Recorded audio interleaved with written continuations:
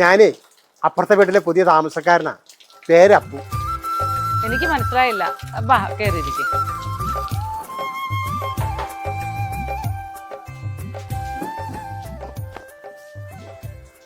പിന്നെ എന്താ വന്നേ?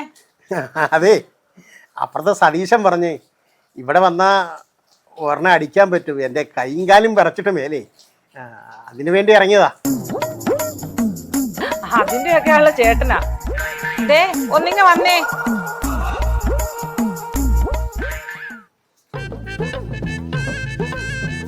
തെക്കേ വീട്ടിലെ പുതിയ താമസക്കാരനാ, ചേട്ടനെ കാണാൻ വന്നതാ. ആ എന്താ വന്ന്? പാറു പറഞ്ഞേ ചേട്ടനാ ഇതിൻ്റെ ആളെന്ന്. ഇന്ന് ഗാന്ധി ജയന്തി ആയതുകൊണ്ട് സാധനമൊന്നും കിട്ടിയില്ലേ, എൻ്റെ കൈ വരയ്ക്കാൻ തുടങ്ങി. അപ്പം വല്ലതും ഉണ്ടോന്ന് അറിയാൻ വേണ്ടി ഇറങ്ങിയതാ.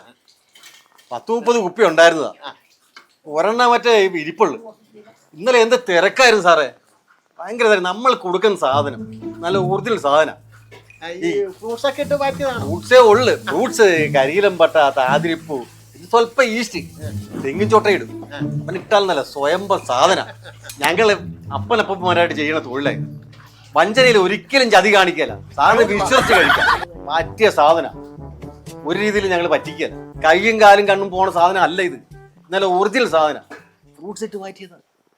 പാറു പറഞ്ഞു ചേട്ടനാ ഇതിൻ്റെ ഡിപ്പാർട്ട്മെൻ്റ് എന്ന്. ഇന്ന് ഗാന്ധി ജയന്തി അല്ലേ, ഒരു സാധനവും കിട്ടിയില്ല.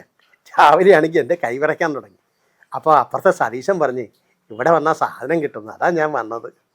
സാറിന് ഇപ്പോൾ ഒരെണ്ണം തരാം, നല്ല സ്വയംഭ സാധന. ഇത് എടുക്കട്ടെ ഒരെണ്ണം? ആന്ന് ഉള്ള ഇങ്ങോട്ട്. എടി പാറുവേ, ആ കൊണ്ടുപോടി ഇങ്ങോട്ട്.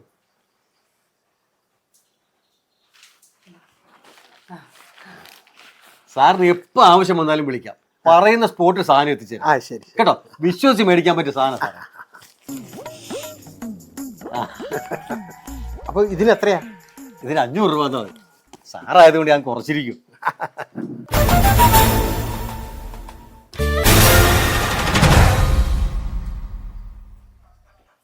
ഞാൻ എക്സൈസ് ഓഫീസർ അപ്പു, പുറത്ത് ജീപ്പ് വരപ്പുണ്ട്. വരും, നമുക്ക് അങ്ങോട്ട് പോകാം. പാറുവേ ഓടി വാടി, എന്നെ കൊണ്ട് പോകടി. പാടി പാറുവേ, ഓടി വാടി, എന്നെ രക്ഷിക്കടി പാറുവേ.